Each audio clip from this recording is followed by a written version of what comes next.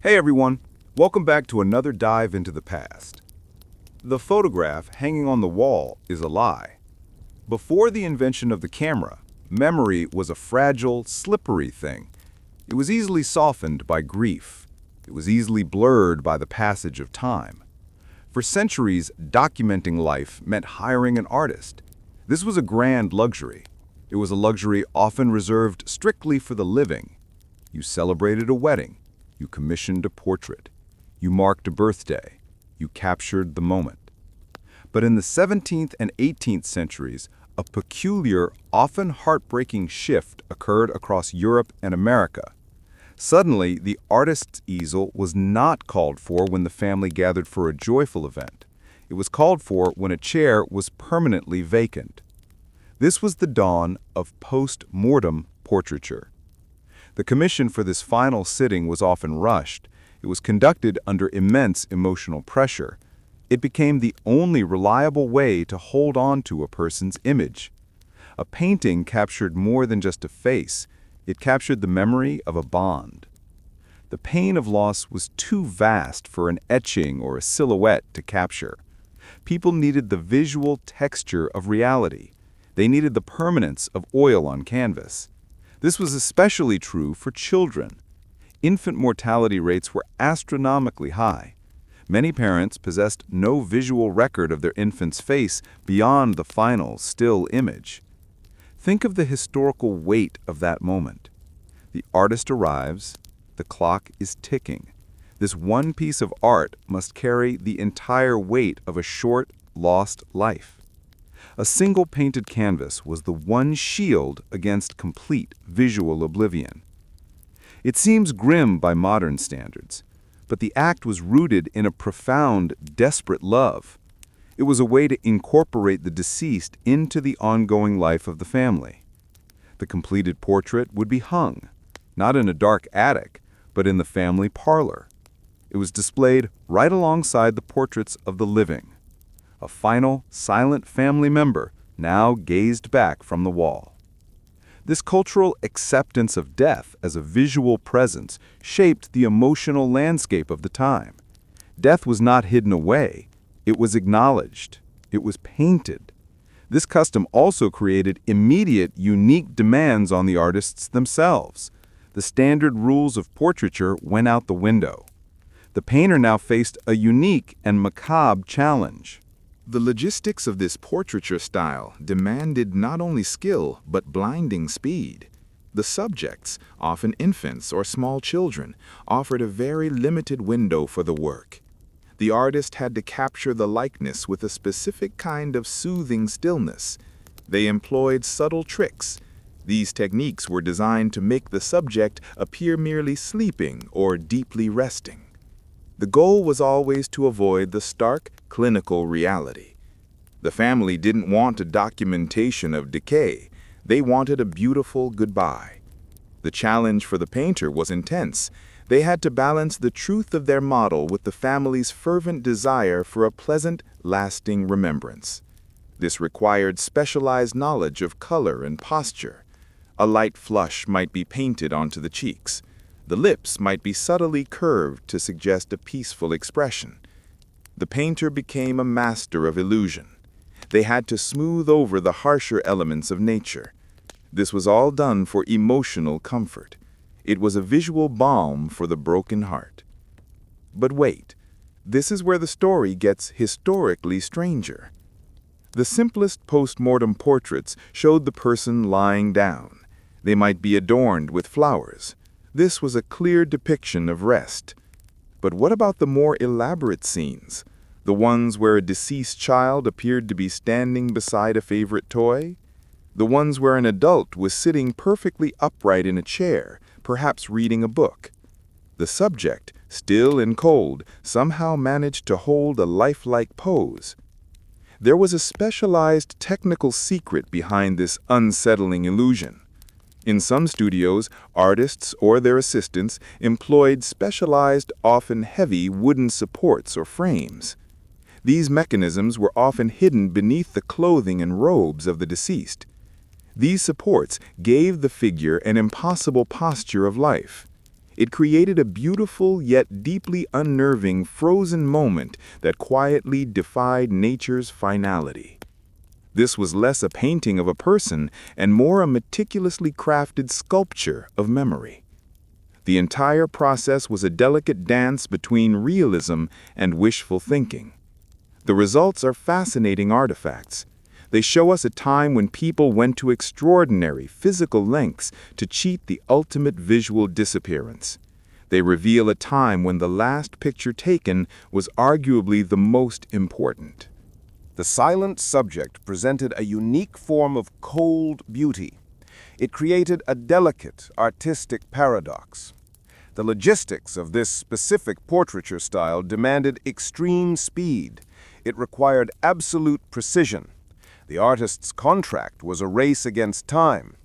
The subjects, often children or infants, offered a very limited window for the work. There were no retakes. There was no scheduling a follow-up session next week. The clock was the most demanding patron. The artist had to capture the likeness with a specific, soothing stillness. They employed subtle tricks of their trade. These tricks were intended to make the subject appear merely sleeping. Sometimes the goal was to make them look as if they were deep in a dream. This was not vanity on the part of the family. It was an act of profound, sometimes desperate love. It was a final, tactile effort to preserve a fleeting existence. The artistic challenge was immense. The painter had to balance the stark, immutable reality of their model. They also had to satisfy the family's fervent desire for a pleasant, lasting remembrance. Nobody wants a portrait that makes them uncomfortable. The artists of the period, particularly those specializing in miniature or silhouette work, adapted quickly. They developed a specific visual language for this task. They learned to paint the light. Light became their most powerful tool for deception. A soft, diffused light was painted across the face. This eliminated harsh shadows. Shadows, after all, emphasize structure. The family sought softness. The choice of clothing was also critical. White or pale garments were common. This reinforced the idea of purity and peace. It helped to visually suppress the sense of finality. But the real genius of these painters lay in the eyes. The eyes were the biggest hurdle. A dead person's eyes do not hold a gaze. They possess a specific, unsettling flatness. The painter could not simply open the lids and paint the iris. The effect would be horrifying. It would destroy the desired sense of peace. So, they used two main techniques. The most common approach was to paint the subject with eyes closed. This immediately suggests slumber. It is an image everyone understands. It is a universal human experience. This was often preferred for infants. A sleeping baby is a comforting image. The second method was more complex. The painter might depict the subject looking down. They might be reading a book. They might be gazing at a pet or a flower in their lap. This pose avoided direct eye contact with the viewer. It allowed the artist to keep the eyes open. They were open, but not fully focused. This technique added narrative to the image. It showed the subject engaged in a favorite activity. This was subtle psychological warfare, fought with a paintbrush. The most famous masters of this genre often employed assistants. These assistants handled the grim preparations. They were the ones who managed the supports. They arranged the clothing. The master painter focused solely on the face. The final layer of paint was a layer of cultural denial. It was a denial of the grim facts in the room. The final cost of these portraits was significant. It represented a major financial strain for most middle-class families. This makes the commission even more poignant. Families were willing to spend a huge portion of their annual income for a single image. They were buying a permanent piece of history. They were purchasing a memory that could not be stolen by time or grief. This willingness speaks volumes about the value placed on a personal likeness before photography. Today, everyone has 1,000 pictures on a phone. In the 18th century, this one picture was everything. It was the only tangible proof of a person's existence. But wait, the financial pressure sometimes introduced a layer of dark humor to the process. Some historical accounts suggest that less scrupulous painters would keep blank portrait bodies on hand. They were finished canvases, showing bodies posed in common positions. They lacked only the face.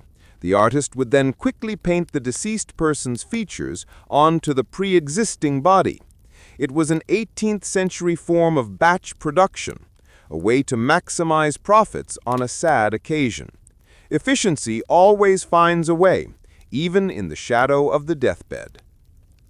These rush jobs sometimes resulted in strange, ill-fitting proportions.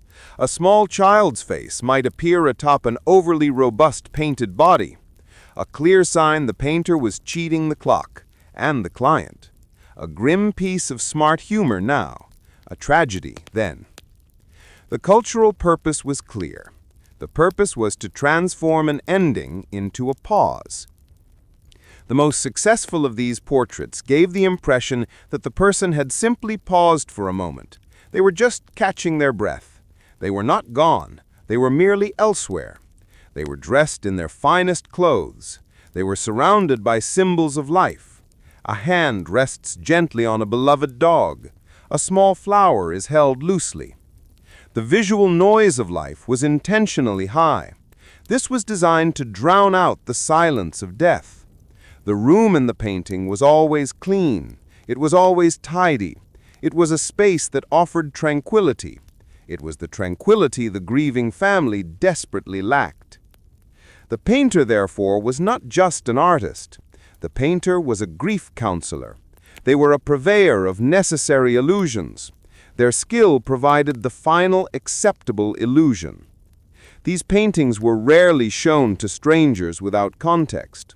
They were private, cherished objects. They were visual records of a profound loss.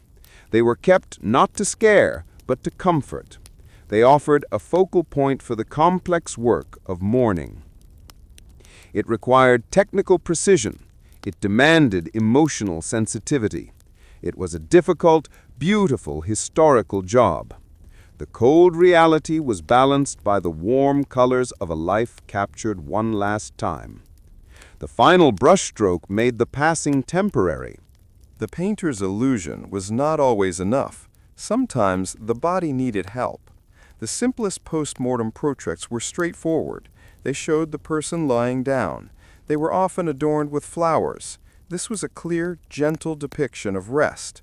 It was visually acceptable. It was culturally approved. But families often wanted something more. They wanted a memory that was less final. They wanted an image that defied the stillness of the parlor. What about the more elaborate scenes? The ones where a deceased child appeared to be standing beside a favorite toy. The ones where an adult was sitting perfectly upright in a plush chair. A technical problem existed. The laws of nature, of course, presented a major obstacle to these desired poses. The historical truth required a deeply unsettling illusion. There was a technical secret behind this upright stability. It was the invention of the hidden hand. This was the domain of the artist's assistant. They were the ones who handled the heavy, hidden mechanics.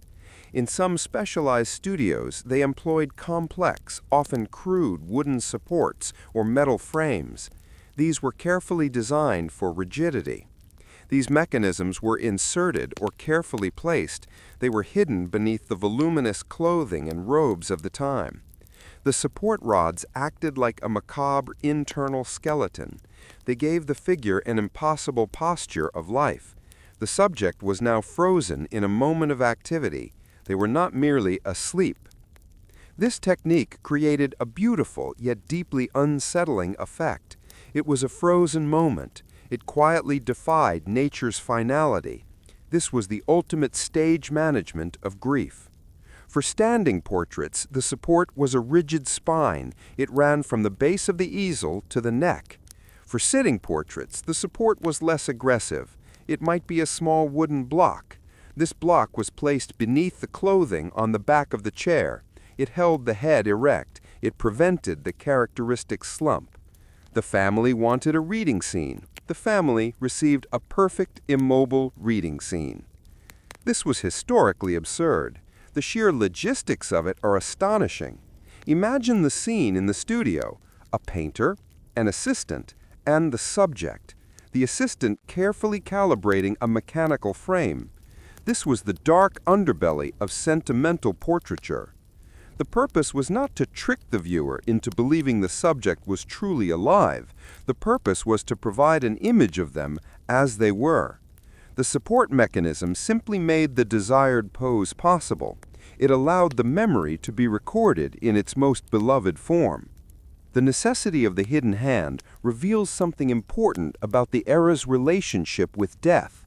The era was not satisfied with simple passivity. They wanted an active memory. They wanted visual energy. They wanted the look of life, even in death. This created a very specialized skill set for the artist. They had to be excellent structural engineers as well as colorists. They needed to understand physics and painting. The successful artist had to be discreet. The family never spoke about the supports. It was the great unspoken truth of the final sitting. It was the industry's strange, profitable secret. The use of props often obscured the mechanical aid. A child posed standing often leaned against a heavy draped table. This provided extra stability.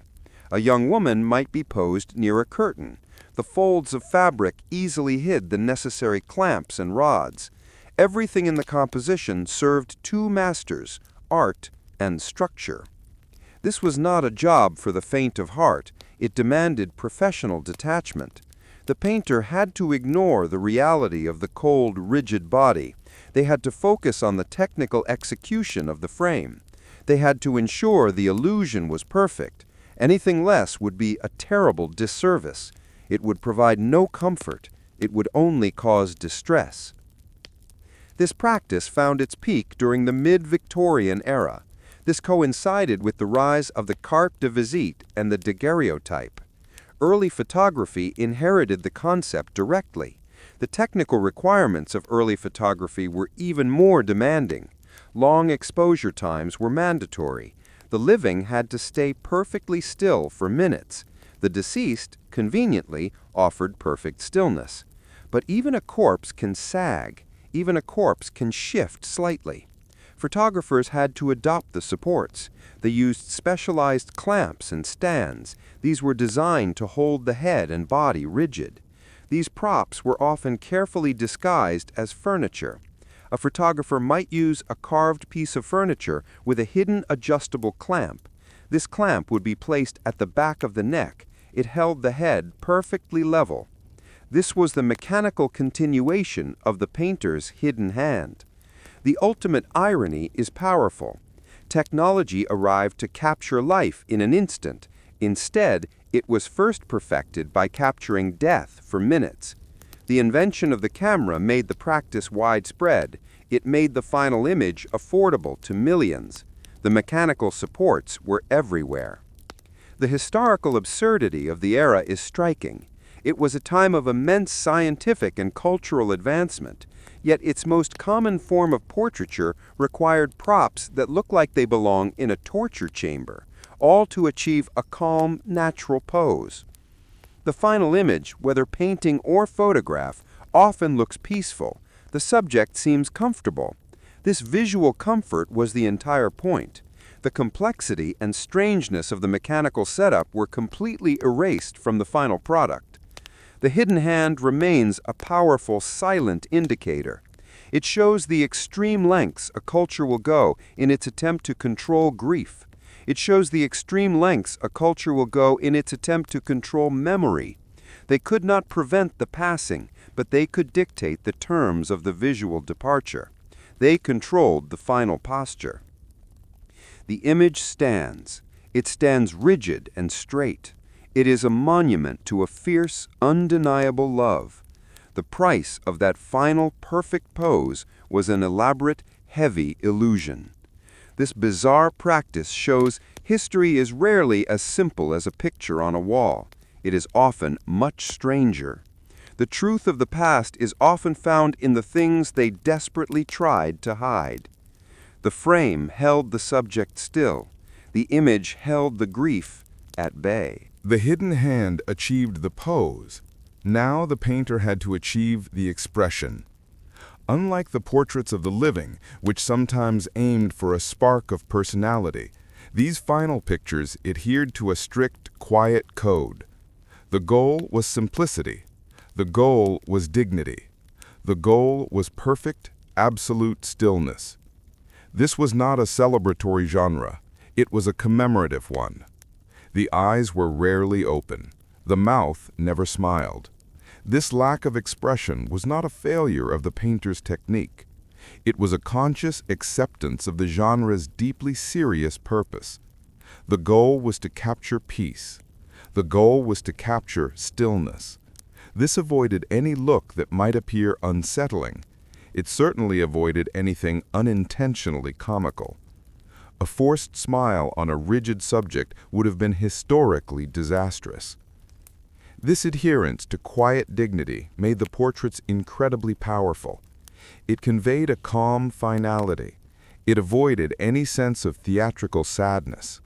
It was the visual equivalent of a respectful silence. The rules were clear. A slight blush might be painted onto the cheeks. The hands were often positioned neatly over the abdomen. The hair was always perfectly arranged. But the central tenet remained. The face must convey peace. It must convey rest. Anything approaching animation was rejected. The necessity for these rigid rules of expression became even more critical during the photographic age. The chemical process of daguerreotype fixation demanded the subject be entirely motionless. A living person might twitch. A living person might blink. The deceased offered perfect obedience to the camera's slow requirements. The lack of expression was an asset. It was a technical advantage. But even perfect stillness did not eliminate the visual discomfort. Early photographers quickly understood the line between peace and unsettling emptiness. They used composition to distract the eye. The subject was always surrounded by objects of life: a chair, a book, a toy, a birdcage. The scene was deliberately busy. This drew the eye away from the face. It shifted the focus to the familiar context. The surrounding objects had to do the emotional heavy lifting. They conveyed the personality the face could no longer express. The historical result is fascinating. The most lifelike elements in these portraits are often the furniture. The inanimate object feel more vibrant than the central subject. This is the great historical irony of the 19th century family album. The absence of a smile was the most telling rule. In modern terms, a smile is expected. It signifies happiness. It signifies approachability. In the 19th century, death was a sacred topic. It was a journey. It was a serious cultural event. A smile would have felt irreverent. It would have felt entirely inappropriate. A subtle curve of the lips might be painted. This suggested a comfortable repose. It did not suggest joy. The difference was small, but culturally enormous. The painter was selling tranquility. The painter was selling acceptance. They were not selling humor. They were certainly not selling modern, awkward cheerfulness. This dedication to sobriety influenced all of Victorian mourning culture, from the black crepe worn for years to the specific language used in epitaphs. Everything was highly ritualized. Everything was highly controlled. The portrait was simply the most permanent piece of this ritual. It was the permanent face of decorum.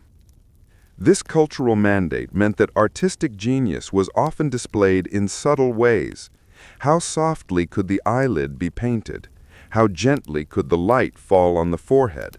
The artistry was in the reduction of expression. It was in the masterful removal of all drama. Historical records show families sometimes requested open-eyed portraits. This was usually done for young children. They might be painted with wide, blue, unblinking eyes. This was the most challenging technique. It required significant skill to avoid the look of a glassy stare. Most artists advised against it. It was too risky. The chance of the portrait becoming grotesque was too high. When the open-eyed pose was successful, it was deeply moving. It conveyed a sense of arrested animation. The child seemed to be gazing into the distance. It looked like a brief moment of quiet contemplation. When the open-eyed pose failed, the image became unsettling. It created a strange, vacant stare. The very stillness that was meant to be comforting suddenly became alienating. It betrayed the illusion of peace. It revealed the underlying reality. This risk management defined the genre. Most artists preferred the soft, sealed eyelids. It was the safest path to dignity.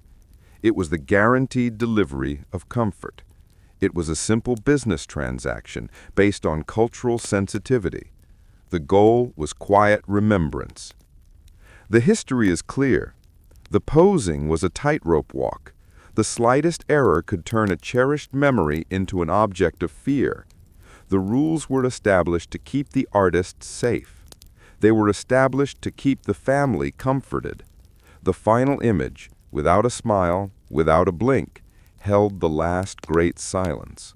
It was a stillness that spoke volumes. It was the calm face of farewell. The face was still. The pose was rigid. But the story was told by the objects. The portrait was more than just a likeness. These final images are filled with micro-historical clues about the life that was. The clues are tiny. They are beautiful. They are powerful. The setting was never random. The elements surrounding the subject were a carefully constructed visual language of grief. This language was widely understood by the 19th century viewer. A small shoe placed on the floor near an infant. A half-opened book resting on a lap.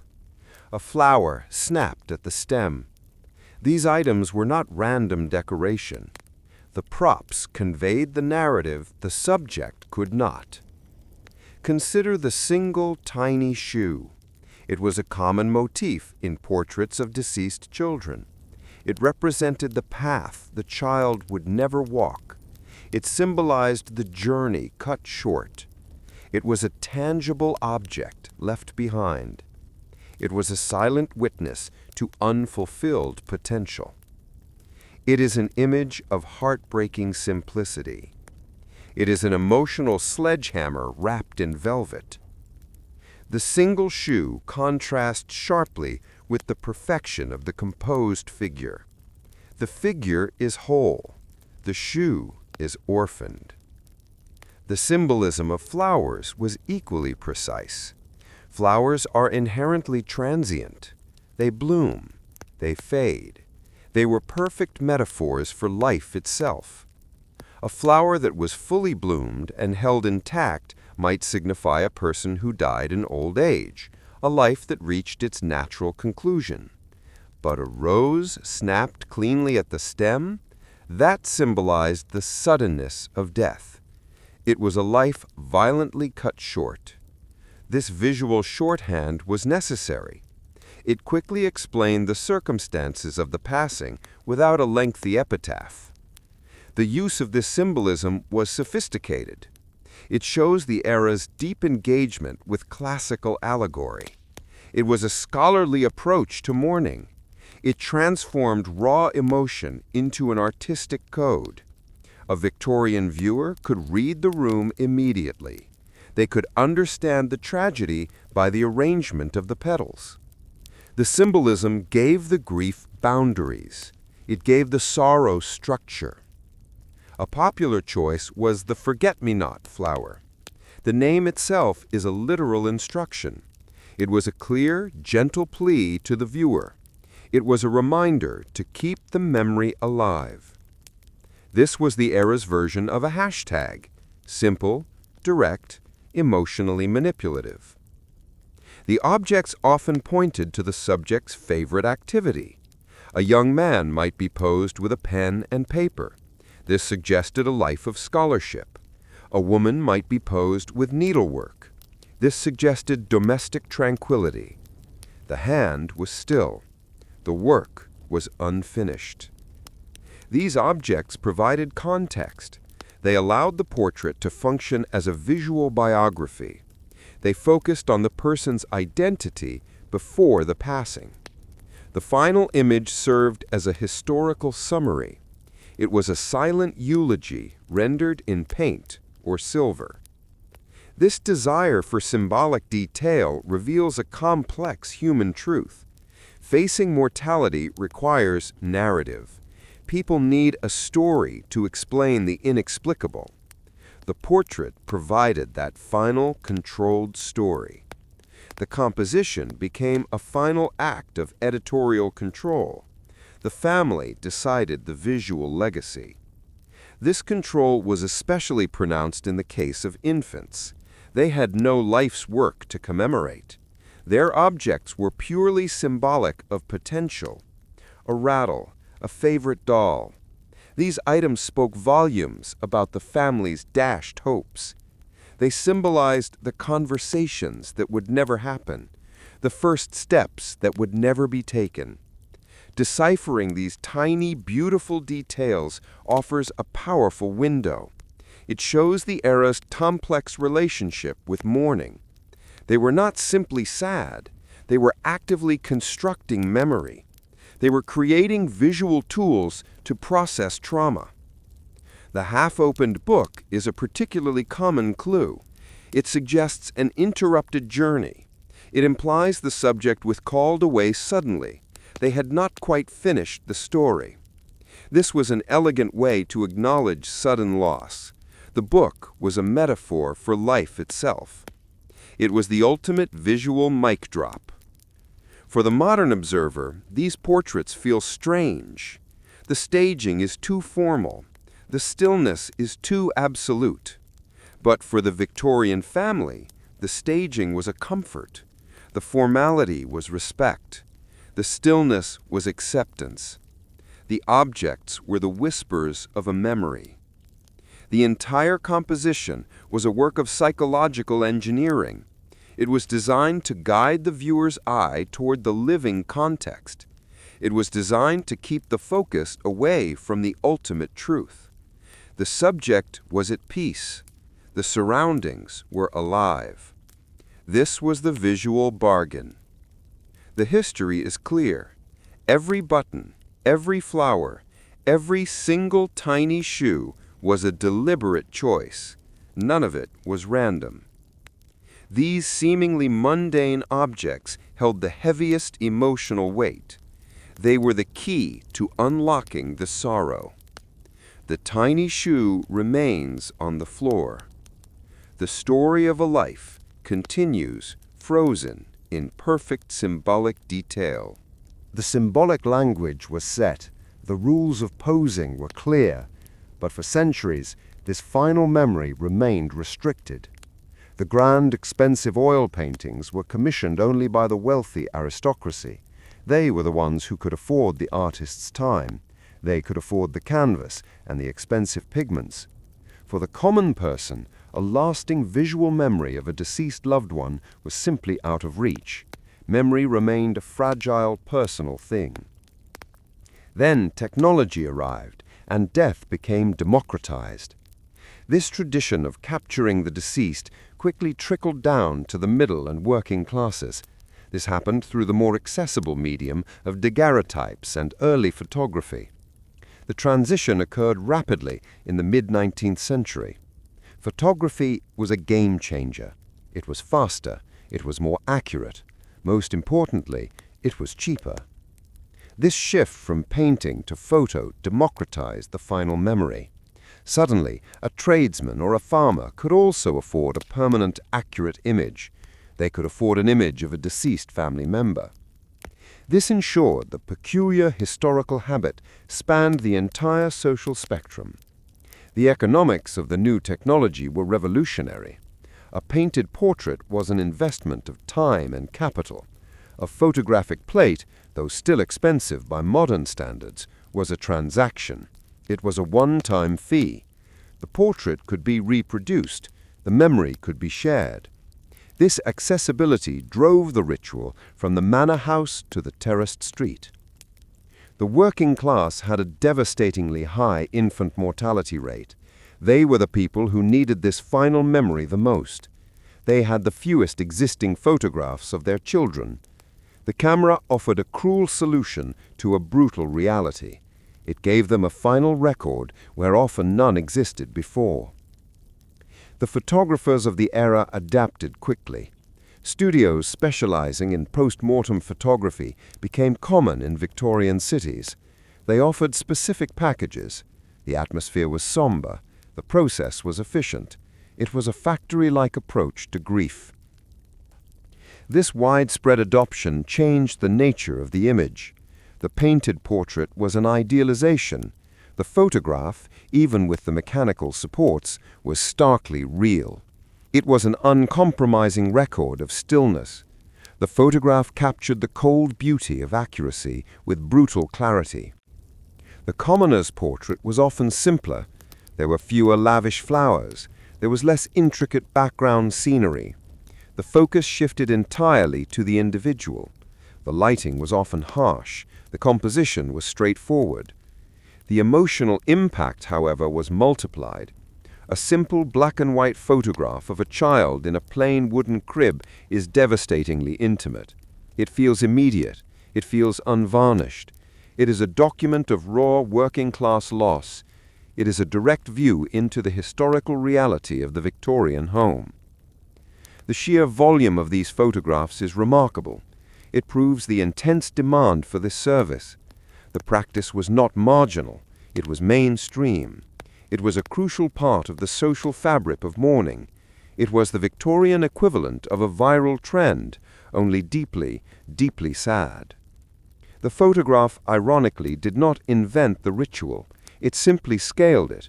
It took an aristocratic habit and made it a human necessity. The camera was the tool of equality in grief. It allowed everyone to create their own final, unblinking record. This transition also fostered the rise of specific photographic props and styles. The use of hidden stands continued, adapted from the painter's technique. The photographer needed perfect, minute-long stillness. A simple head clamp, often disguised by a backdrop or heavy cloth, became standard studio equipment. The photographer sometimes posed the surviving siblings with the deceased. This created a poignant, unsettling group portrait. The living children, though blurred by movement, surround the perfectly clear, immobile one. The contrast is stark. The message is powerful. Life moves. Death waits. These group images solidified the bond of the family. The deceased remained a visual part of the unit. The photograph provided the illusion of presence. It was the ultimate family reunion. Only one participant was not actively engaging. This entire practice spans centuries. It starts with the 17th century aristocratic oil painter. It ends with the 19th century street photographer. The underlying motive never changed. It was always the same desperate human need. It was the need to hold on to a face. It was the need to defeat the visual silence of loss. The final image, now accessible to every class, guaranteed this peculiar historical habit spanned the entire social spectrum. The aristocracy commissioned a masterpiece. The commoner purchased a moment. Both were buying the same thing, a permanent shield against oblivion. The camera democratized memory. It gave the poor the same visual comfort once reserved for kings. The camera was ready. The supports were hidden. Now came the final, most delicate step. Preparing the subject for the final sitting was a meticulous process. It involved specialized mortuary customs. It was a careful act of beautification. It was the crucial bridge between reality and the desired illusion. Sometimes the person was dressed in their finest clothes. They were adorned in their absolute best. This was a gesture of respect. It was a final social statement.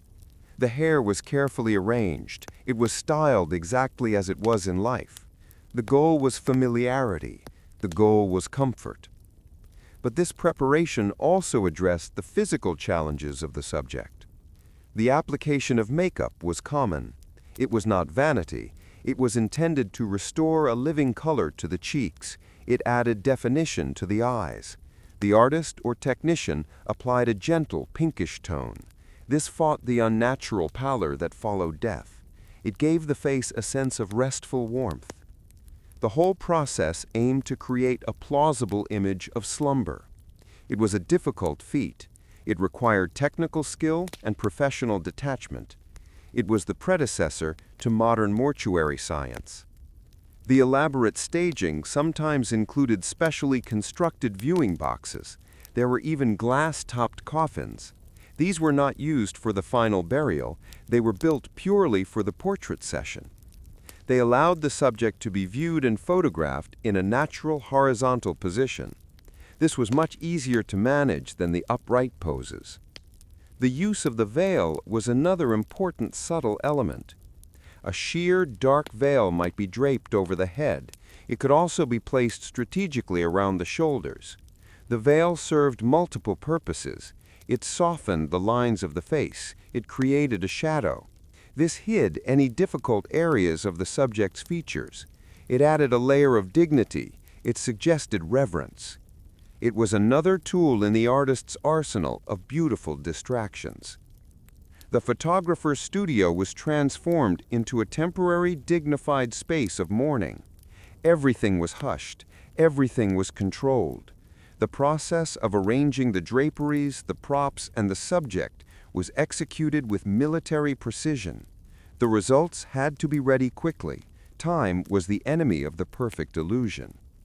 But the most unsettling element was often the placement of the subject's own hair. This was particularly true for women and children. The hair was a powerfully evocative personal relic. It retained the texture and color of life. The subject's hair was sometimes arranged artfully around the shoulders or face. It was brushed and curled. It was specifically designed to frame the head. This drew the eye away from the stillness. It provided movement and softness in an otherwise rigid composition. The flowing hair gave the viewer a sense of fleeting, unsettling perfection. It provided the illusion of natural weight and gravity. It made the subject appear merely relaxed. This was a psychological trick. The living, flowing appearance of the hair counteracted the absolute stillness of the face. This was a practice steeped in cultural significance. Hair was often kept as a mourning token. It was woven into jewelry. Arranging it for the final portrait gave it one last moment of shared life. The historical absurdity is clear. The practice demanded extreme acts of intimacy. The family trusted complete strangers to perform these duties. The photographer and the mortician became crucial figures in the domestic rituals of grief. The whole procedure was a delicate balance of aesthetics and preservation. The appearance had to hold up for the duration of the sitting. For a painting, this could be hours. For a photograph, it was shorter, but no less demanding. The illusion could not falter under the camera's unblinking gaze. In a strange way, these photographs are monuments to the human desire for control. The family could not control death, but they could control the final presentation of the face. They controlled the final image they would carry forward. They controlled the memory. The veil, the carefully placed hands, the restored blush of color, these were all small battles won against the stark reality of loss. It was a desperate, beautiful attempt to stop the inevitable visual fading. The hidden hand supported the back. The carefully arranged hair framed the face. The final picture was ready. The unblinking camera would do the rest. The fleeting moment of unsettling perfection was captured. It became permanent. The preparations were complete. The pose was set. But the true power of the portrait was psychological. In the Victorian era, death was not the taboo subject it is today. It was a constant, familiar presence. It was a recurring character in daily life. This was especially true concerning infant mortality. The loss of children was agonizingly common. It was an unavoidable part of the family experience. For parents who had little to no visual record of a child's short life, the post-mortem portrait was a form of necessary therapy. It validated the child's existence. It was physical proof they had been real. It provided a tangible item for grieving.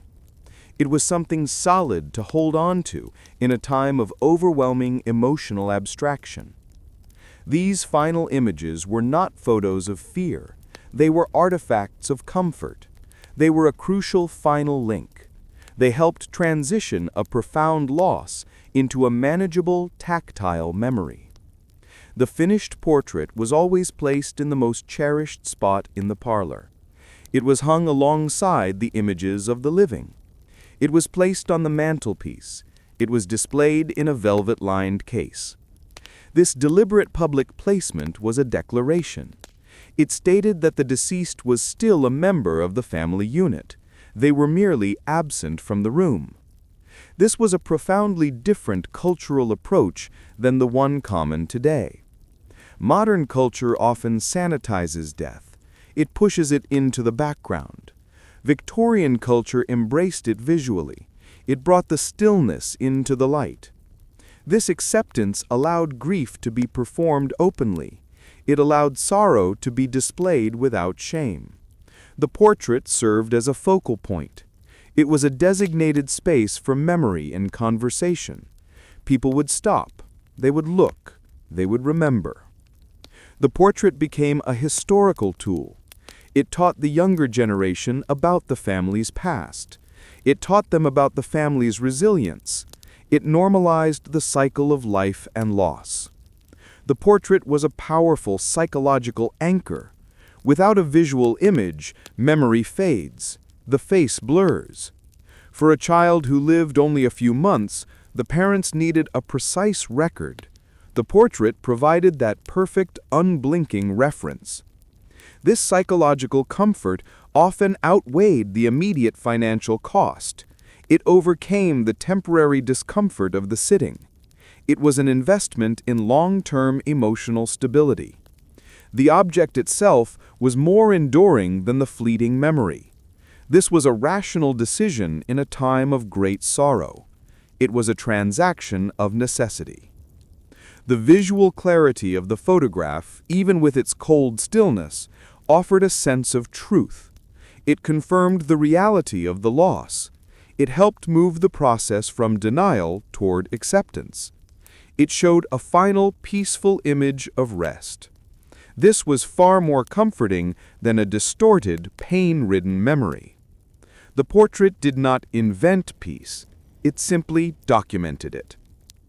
The cultural context of the era cannot be overstated. High mortality meant that death was a constant familiar teacher. Children learned about death early. They understood the fragility of life. This cultural preparedness made the viewing of the deceased less shocking. It made the commissioning of the portrait a natural extension of funerary rites. In some cases, the portrait was used as a teaching tool for the surviving siblings. It helped them understand the concept of eternal rest. It gave them a visual to attach to the abstract idea of a soul departing. The image of the child asleep was far easier to process than the cold silence of the room. The aesthetic conventions of the time were specifically designed for this purpose. The calm pose, the symbolic flowers, the gentle lighting. Everything worked together to create a unified sense of tranquility and dignity. This was a deliberate counter-narrative to the pain. It was a visually effective form of emotional regulation. The final resting image was placed in the parlor. This placement signaled the deceased was not forgotten. They were honored. They were visible. They remained a permanent, silent fixture in the historical record of the family. The Victorians were masters of rituals of remembrance. The post-mortem portrait was their most enduring and most visually effective ritual of comfort. They sought peace. They found it in the unblinking camera lens. The photos were not designed to scare. They were designed to heal. The portraits provided comfort. The ritual was firmly entrenched. But history is rarely static. As the 19th century closed, the social conditions that necessitated the final sitting began to dramatically change. Medical science advanced rapidly. Public sanitation improved. Life expectancy rose dramatically across the developed world. Death became a less routine domestic event. It was no longer a constant, familiar presence in the parlor. Infant mortality rates, the very fuel of the post-mortem portrait industry, began a historic decline. The need for a last image of a child lessened significantly. Simultaneously, technology continued its march toward accessibility. The invention of the Kodak Brownie camera was a true revolution. It introduced the affordable, instantaneous photograph. The price of a snapshot plummeted. People began accumulating dozens, if not hundreds, of photographs of their loved ones while they were alive. They captured birthdays, they captured picnics, they captured casual moments. The visual record of an individual's life was no longer a single precious oil painting. It was a thick family album. This abundance eliminated the core need for the final staged portrait. Why commission a picture of stillness when 1,000 images of laughter already existed? The urgency vanished. The tradition became redundant. The demand for the specialized studio evaporated. The market for the hidden supports collapsed. The complex industry of embalming and posing for the camera faded rapidly. It was replaced by the modern funeral industry. This new system was centered on privacy and a viewing process that excluded the photographer. The once common habit, a profound expression of grief and memory, began to recede rapidly. It retreated into the dusty corners of forgotten family albums. It moved into specialized historical collections. The shift was cultural as well as technological. As death became less common, it became more taboo. It was no longer a familiar neighbor. It became a scary stranger. Modern sensibilities preferred to remember the departed as they were in life. The focus shifted entirely to the living images. They wanted bright, smiling pictures. They wanted images of energy and movement. The stillness of the post-mortem photograph became culturally undesirable. It became unsettling. The old images were not destroyed. They were simply hidden. They were relegated to the back of the drawer. They were often wrapped in tissue paper. They were deemed too unsettling for public display. They became private secrets. This cultural repression of the image of death is one of the most significant shifts of the 20th century. The photograph once brought peace. It now brought an unbearable sense of historical discomfort. The image that once comforted was now seen as macabre. The professional portrait studios pivoted. They focused on weddings, they focused on babies, they focused on graduation pictures. They dealt exclusively with the vibrant process of life. The specialist who once handled the final sitting faded into obscurity. They were replaced by the general family photographer. The practice of memento mori photography, a reminder of mortality, was essentially erased from the popular culture. It became a niche historical curiosity. Historians now study these images. They analyze the cultural circumstances that made them so common. They try to understand the logic. The logic, of course, was simple. A photograph was the only reliable form of visual memory available. When the scarcity ended, the need for the final, elaborate image ended too. The ritual died of technological obsolescence. It was killed by the cheap, fast shutter speed of the Kodak. The final silent sitting became a forgotten chapter. It was a peculiar historical episode, a brief, intense period when death and the camera were inseparable partners.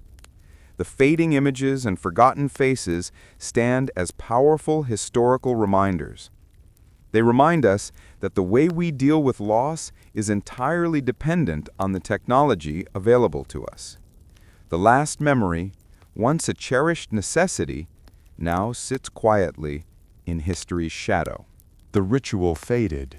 The cameras changed. The Victorian customs are gone.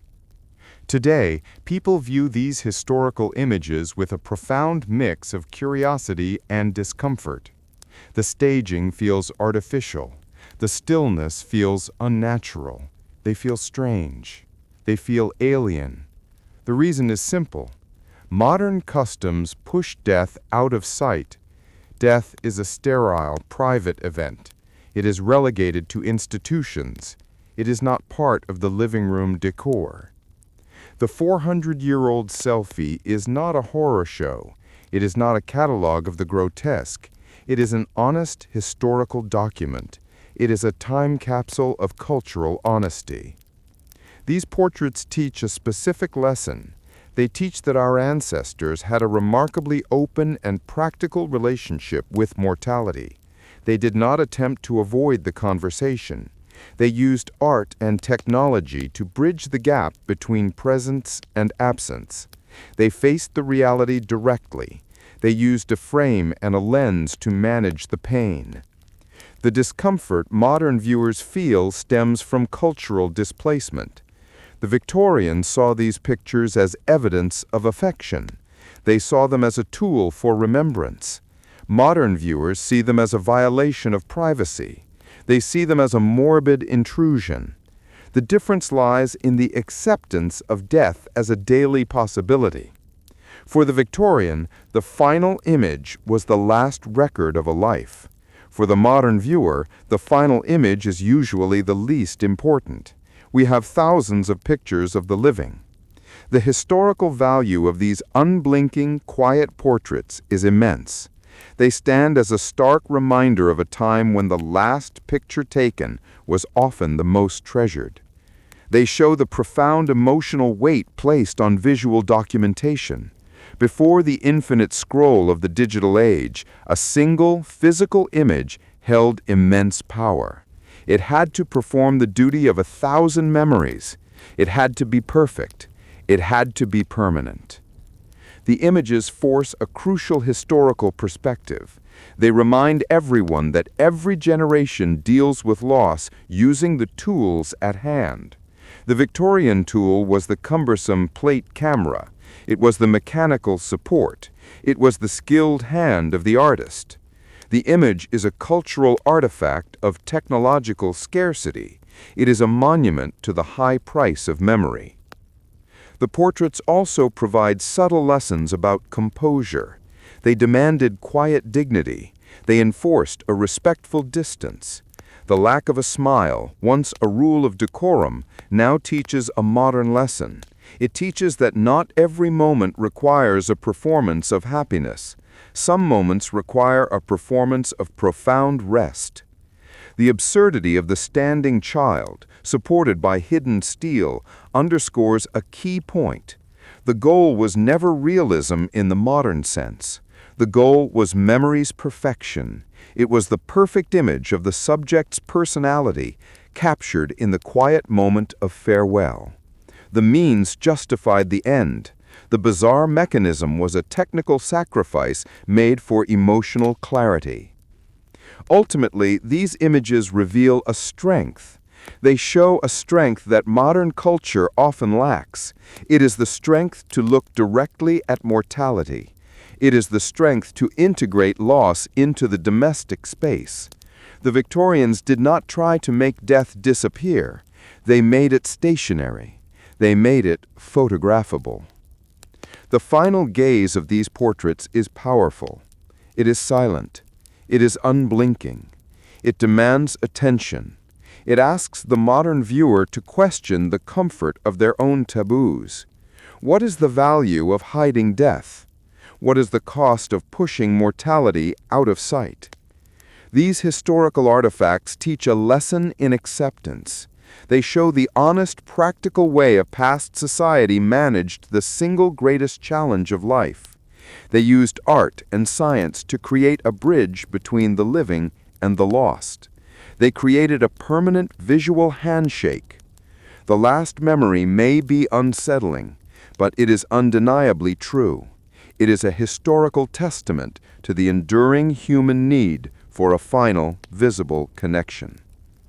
The unblinking gaze remains, a silent witness to a love that could not let go.